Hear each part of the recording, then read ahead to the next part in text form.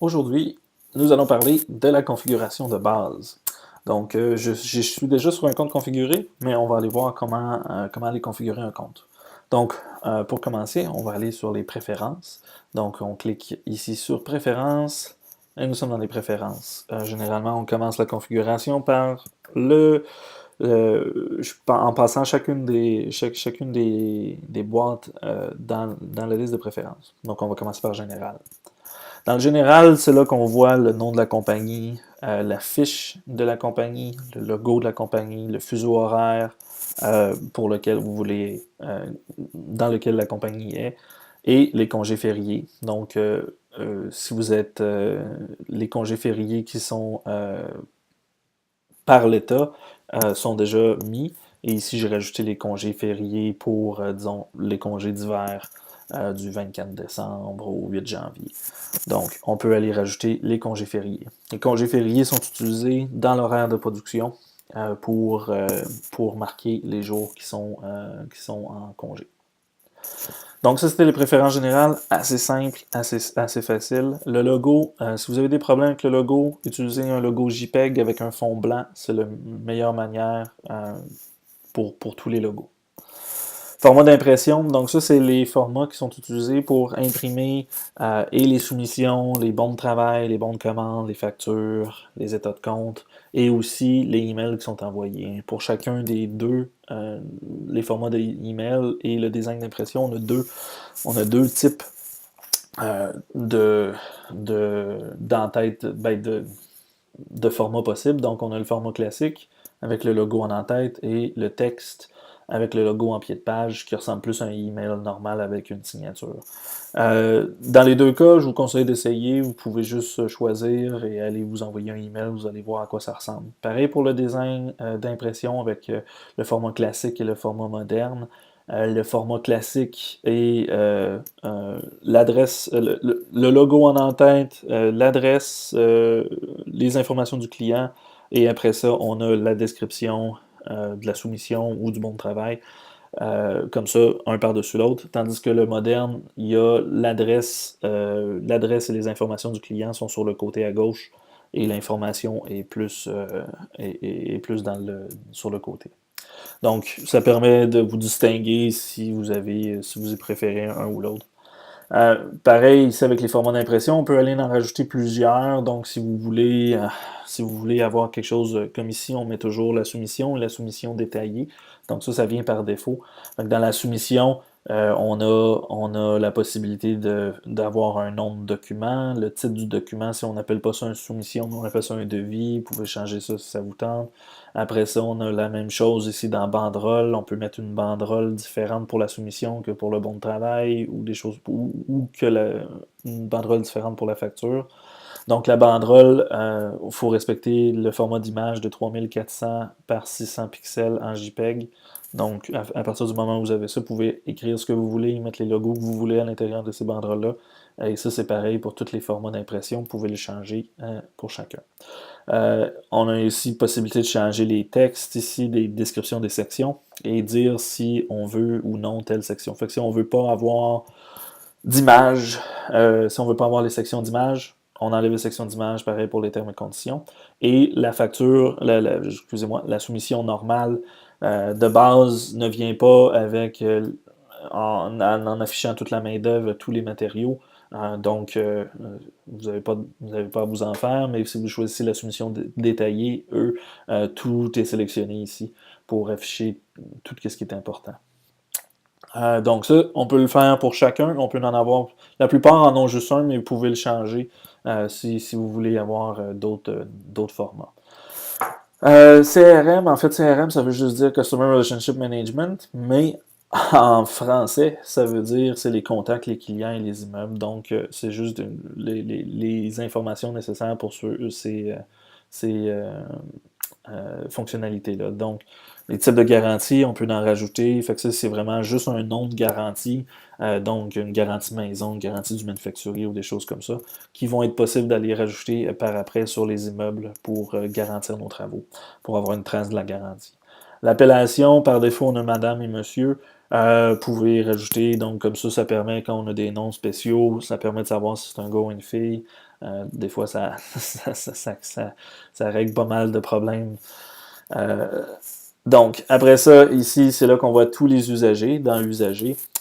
Vous avez aussi votre total mensuel pour tous les usagers qui sont inscrits.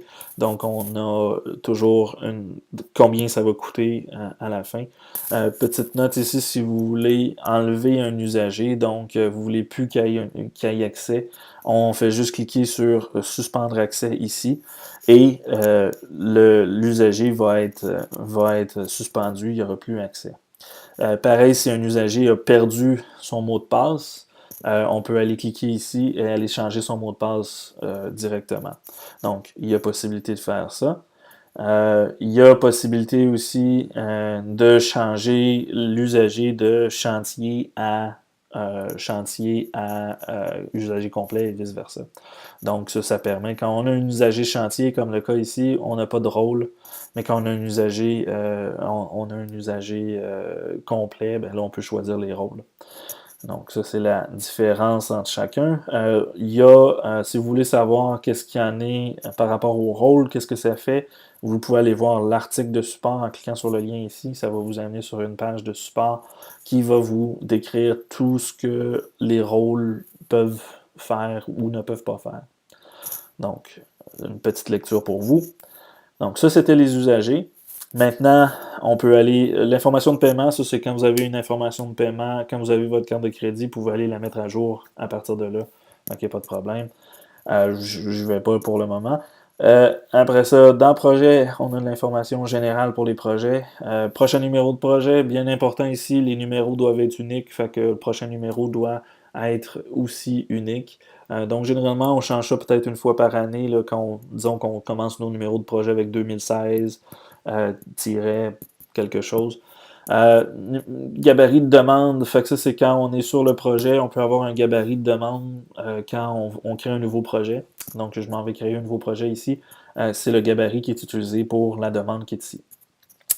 Donc, heures de travail par jour, présentement c'est 8 heures par défaut, donc on considère que les employés vont travailler 8 heures. Donc ça, c'est utilisé pour l'horaire de production, savoir combien de temps va prendre un bon de travail à travers les jours. Donc, vous pouvez le modifier ici, fait que c'est juste encore là une approximation. Les sources, c'est d'où viennent vos projets du côté marketing, donc page jaune, représentant, des choses comme ça. Encore là, on a des valeurs par défaut qui sont mises. Vous pouvez les réordonner, vous pouvez les changer à votre manière. Donc ça permet, tout ce que je vais parler par après, ça sert à faire des filtres, ça sert à faire à bien cibler nos projets par la suite. Comme ça, on est capable de les retrouver facilement. Donc, le type de travail, rénovation, maintenance, nouvelle construction. Si vous faites juste, disons, de la rénovation, vous pouvez le changer disons, type de travail, faire un deck, faire une entrée ou des choses comme ça. Donc, vous pouvez faire ça un peu comme vous le voulez. Technologie, par défaut, nous mettons technologie 1, 2, 3, ça ne dit pas grand-chose, mais généralement, c'est quand on est spécialisé dans un domaine, disons que je fais de la toiture, ben, je pourrais avoir type de travail, rénovation, mais technologie EPDM, technologie TPO, technologie Bardo, fait qu'on est capable d'aller très précisément dans qu'est-ce qu'on a de besoin. Type de propriété, c'est pour savoir, bon, ça a deux choses. Au niveau de la CCQ, pour les propriétés qui sont industrielles ou commerciales. Puis après ça, au niveau de savoir quel type de maison, quel type de marketing on devrait targeter pour nos prochains efforts. Statut de communication, ça permet de savoir, bon, par défaut, il y a toujours nouveau, mais ça permet de savoir où ce qu'on en est. Ça apparaît juste quand le projet est en demande, donc on n'a pas encore rejoint le client, ou le client nous a laissé l'information, mais l'estimateur n'a pas été capable de le rejoindre par la suite. Donc on est capable de voir, c'est comme des étapes, là, si vous voulez, pour la communication entre le client. Les métiers, donc les métiers, ça c'est toutes les les grands corps de métier, si on peut dire. Fait une manœuvre. Donc, les métiers marchent avec les taux. Donc, on pourrait avoir un taux, disons, couvreur, couvreur junior, couvreur compagnon. Donc, le métier serait couvreur et le taux serait couvreur junior, couvreur compagnon, avec deux prix différents. Les taux ne sont pas des employés, donc c'est pas des taux par employé. Je sais que beaucoup veulent faire ça, mais un taux dans une entreprise doit être conforme à toujours à la même chose. Donc ça sert à la soumission. Ça sert aussi au coût de projet. Donc, bien important, pas mettre les noms des employés ici, vous allez avoir mal par après. Donc, dans un taux, on spécifie le coûtant et le vendant. Donc, le coûtant, plus ou moins le prix qu'on paye nos employés. Si vous avez plusieurs employés que vous ne payez pas le même prix, prenez le coûtant le plus élevé, comme ça vous allez avoir un meilleur chiffre sur votre coûtant de projet. Et le vendant, c'est ce que vous vendez au client. Généralement, les entreprises vont toujours mettre le même vendant, que ce soit un couvreur compagnon ou un couvreur junior ou n'importe quoi comme ça. Comme ça permet de toujours avoir le même prix. Donc, je vous conseille quelque chose autour de justement 70, 80, 90 de l'heure. Encore là, ça dépend de votre métier, ça dépend de ce que vous faites. Donc, vous pouvez ajouter des taux comme ça.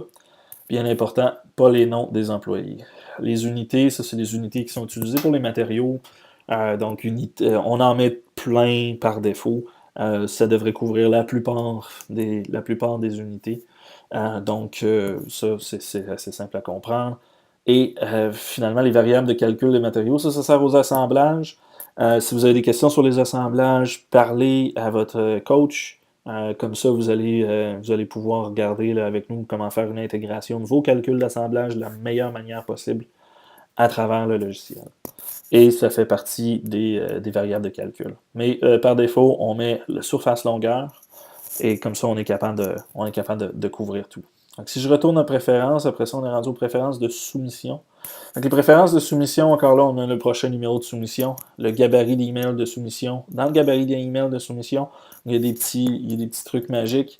Le nom, téléphone, email, avec des pourcentages de chaque côté, ça permet de prendre le nombre de personnes qui envoient le email et le téléphone, etc. Donc, il y a aussi client et immeuble, si vous voulez. Donc, client et immeuble avec les pourcentages. Ici, on pourrait rajouter bonjour, client.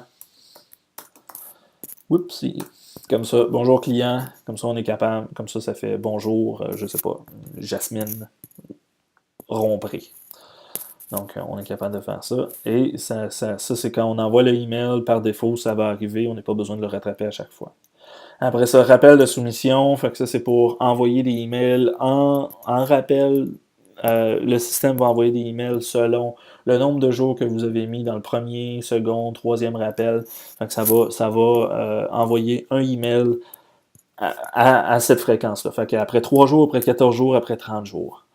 Bien sûr, il faut le marquer comme oui, je veux utiliser les rappels et le sujet du email et le contenu du email.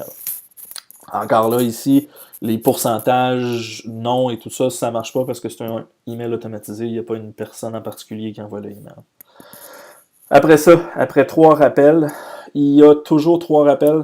Après 3 rappels, on peut mettre que en fait, on peut mettre que la soumission tombe à relancer. Donc, relancer, c'est un statut de soumission. C'est comme on a fait le suivi, et maintenant, il faut qu'il y ait quelqu'un qui appelle la personne pour lui demander. En fait, c'est vraiment pour faire le ménage du système, pour s'assurer qu'il n'y a pas de soumissions qui sont là depuis 5 ans, qui traînent. Donc, on relance après tant de jours. Facturation. Facturation ici, c'est là qu'on va marquer, bon, pareil, gabarit de email de facturation. Ça nous permet d'envoyer le email. On peut générer une facture automatiquement à partir quand la soumission est gagnée. Ça, c'est à votre bon vouloir si vous voulez le faire. Les termes de facturation aussi. Par défaut, il est payable 30 jours, mais vous pouvez mettre ce que vous voulez. Les taxes, fait qu'ici, on a plusieurs taxes. On peut mettre la valeur de la taxe 1, la valeur de la taxe 2. Je vous suggère de mettre votre numéro de taxe ici après le nom de la taxe. Comme ça, ça apparaît à toutes les places sur la soumission et sur la facture. Donc, ça, c'est pour les taxes.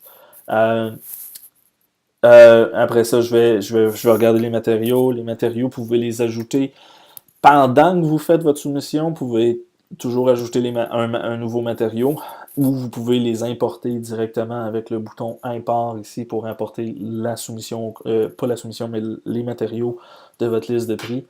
Il faut que ce soit un format CSV ou Excel et il faut qu'il y ait les colonnes qui sont déterminées ici, dans cet ordre-là. Une fois que c'est importé, les matériaux vont être disponibles. Les matériaux, quand ils sont importés, s'il y a un matériau du même nom, il va être remplacé par le matériau. Fait que si je rajoute un papier de 15 livres, écrit exactement comme ça, le matériel va être écrasé par l'importation. Les matériaux, on peut mettre un fournisseur, ce qui aide pour créer les bons de commande par la suite. On peut mettre l'unité, on est obligé de mettre l'unité. On peut mettre le coûtant et le vendant. Le coûtant et le vendant, ici, il y a possibilité de mettre le même prix pour les deux si vous ne voulez pas utiliser ça.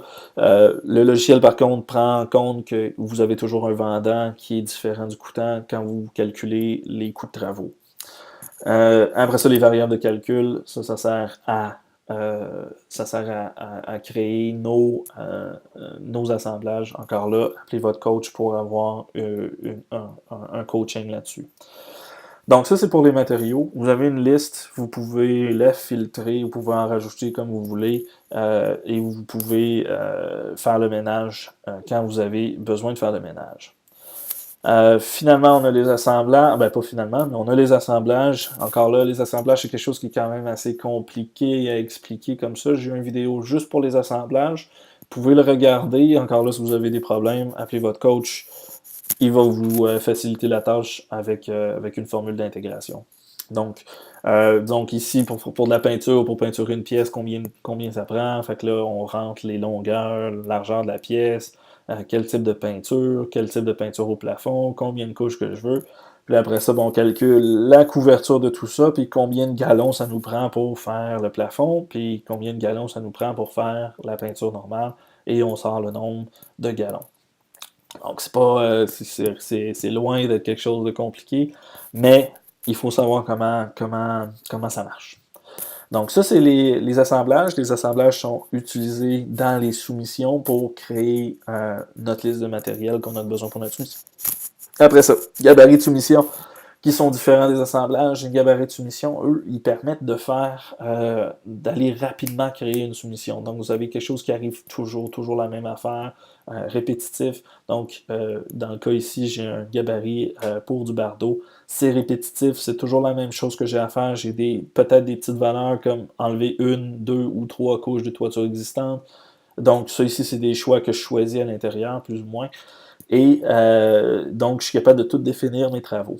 Je peux définir mes travaux je peux avoir une introduction dans la description et une note très importante d'avoir des termes. Encore là, les termes, vous devez tous en avoir déjà, juste les écrire ici. Donc, ça va, vous n'avez pas besoin de vous répéter par après. Une fois que vous avez votre gabarit de fait, vous créez votre soumission, les termes, la description, puis après ça, vous choisissez les lignes de travaux que vous voulez qui s'appliquent à cette soumission-là en particulier. Fait que des fois, là ici, j'en ai juste 2, mais je pourrais en avoir 10, puis dans la situation présente, je choisis la ligne, la ou les lignes qui sont les plus importantes. Note aussi, vous avez ici l'icône pour faire des checklists ou des listes de vérification, si on parle en français. Donc, les checklists ici, j'ai rajouté ça pour être capable de faire un suivi. Ça, le client ne voit jamais ça. Ça s'adresse au monde sur le chantier, sur le bon de travail, sur les interventions par la suite, pour qu'ils sachent quoi faire. Oui, ils vont être capables de lire ce qui est marqué sur la soumission, mais si vous voulez rajouter d'autres informations que le client n'a pas besoin de voir, mais que les gars du chantier voudriez qu'ils fassent. Donc, on est capable de faire une liste de vérifications comme ça. Et donc, vous la mettez sur votre gabarit. Quand vous utilisez le gabarit sur votre soumission, ça suit sur la soumission. Puis quand vous créez votre bon de travail à partir de votre soumission, ça suit sur le bon de travail aussi. Tout ça, c'est magique.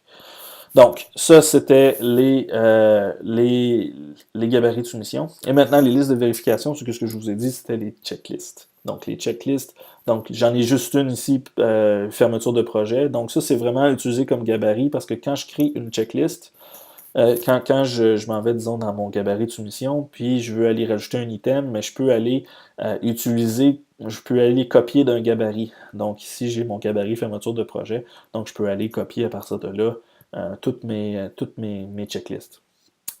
Et finalement, j'ai tout ce qui a rapport aux témoignages et références. Fait que ici, est-ce qu'on veut publier automatiquement les témoignages de plus de 3 étoiles? Oui. Après ça, la première demande de témoignage, la deuxième demande et le troisième rappel de témoignage. Fait qu'on envoie des emails. Le premier email est envoyé directement à la fermeture du projet. Le deuxième email est envoyé 7 jours après la fermeture du projet. Le troisième email est envoyé 14 jours. Encore là, c'est paramétrable ici pour être capable d'avoir un témoignage du client. Donc, les textes qui sont là sont assez bien, donc vous pouvez continuer là-dessus ou les changer pour que ça soit plus à votre image. Finalement, ici, on peut voir tous les témoignages avec le nombre d'étoiles, le projet et la personne qui est le client. Et on peut les publier directement ici et les dépublier si on en a besoin. Fait qu'on peut publier les témoignages. Donc ici, on peut voir qu'on peut utiliser les photos de ce projet-là, on peut les utiliser comme promotion, des choses comme ça. Donc, ça, c'est les témoignages en tant que tels. On peut tous les voir là-dedans et tout ça. Donc, ça fait le tour de la configuration. Si vous avez des questions, vous pouvez aller sur le support et aller voir l'aide vidéo. Je suppose que vous êtes en train de regarder une vidéo, donc vous avez l'aide vidéo directement. Ou si vous avez des questions qui sont plus simples et petites, vous pouvez passer par l'outil de chat ici pour nous envoyer directement un message pour vous aider avec la configuration. Encore là, n'hésitez pas à contacter votre coach de C-Cube pour être capable de configurer tout ça de la meilleure manière possible. Donc, je vous remercie de votre temps et bonne utilisation de C-Cube.